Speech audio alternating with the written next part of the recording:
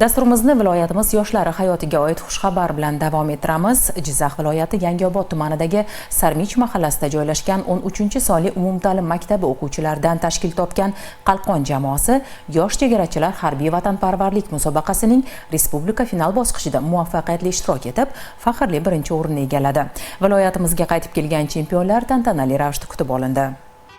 G'oliblik kubogi, medal va diplomlar bilan yorug' yuz bilan viloyatimizga qaytgan chempionlar dastlab o'z maktabida tuman hokimligi, davlat va jamoat tashkilotlari mutasaddilari, ustozlar, o'quvchi yoshlar, ota-onalar hamda Sarmich qishlog'i aholisi tomonidan karnay-surnay sadolari ostida o'zgacha his-hayajon va xursandchilik bilan kutib olindi.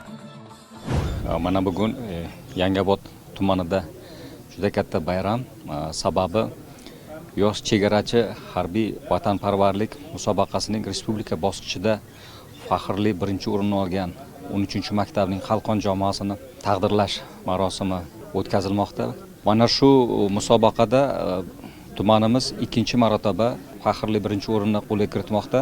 Bu ishlarni qolgan maktablarimizda ham davom ettirib, aholi o'rtasida, ayniqsa o'quvchi yoshlar o'rtasida harbiy vatanparvarlik tuyg'ularini kelgusida ham ongiga, qalbiga singdirib, yangi O'zbekistonni kelajagiga hissa qo'shadigan yoshlarni tarbiyalashda bundan keyin ham bir zum ham to'xtamaymiz.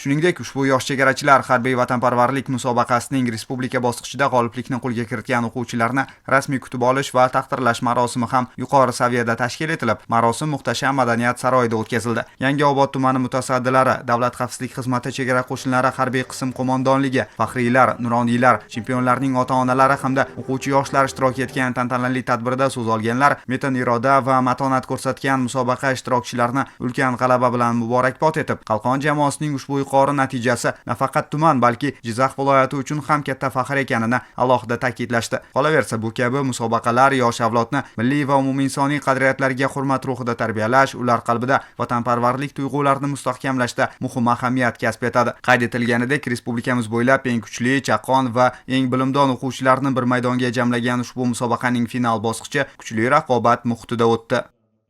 Biz yosh chegarachilar harbiy vatanparvarlik musobaqasida ishtirok etib, tumanimiz, viloyatimiz nomini munosib himoya qilgan holda respublika bosqichida faxrli birinchi o'rinni qo'lga kiritdik.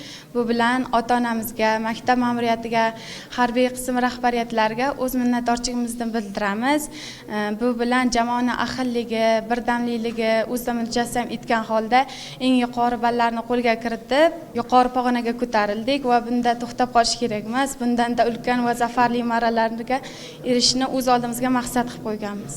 Musobaqada belash orqali o'zimizga ko'plab do'stlar, qadrdonlar orttirdik. Tumanimizning 13-umumiy o'rta ta'lim maktabining o'quvchilari, yosh chegarachilar respublika musobaqasida faxrli birinchi o'rinni olib qaytishdi va biz ularni tantanali ravishda kutib oldik. Musobaqa ishtirokchilari bo'lgan akalarimiz va opalarimizni ko'rib juda ham havas qildik. Bizda ham mana shu opalarimiz, akalarimiz kabi musobaqalarda ishtirok etish istagi paydo bo'ldi. Ota-onalarga rahmat aytgan juda ham ta'sirli bo'ldi, chunki har bitta bolaning orzusi ota-onasining duosini olish, unga rahmat olib kelish juda ham havasim keldi. Ta'kidlash joiz, Qalqon jamoasi birinchilikdan tashqari 1000 metrga yugurish, AKM avtomatini eng qisqa vaqtda qismlarga ajratish, turnirda eng ko'p tortilish singari qator nominatsiyalarda ham yetakchilikni qo'lga kiritgani quvonarli hol. Tantanali tadbirda mana shunday farzandlarni voyaga yetkazgan ota-onalar va ularga ustozlik qilgan murabbiylarga minnatdorlik bildirilib, g'olib jamoa a'zolariga tuman hokimligining tashakkurnomasi va esdalik sovg'alari topshirildi.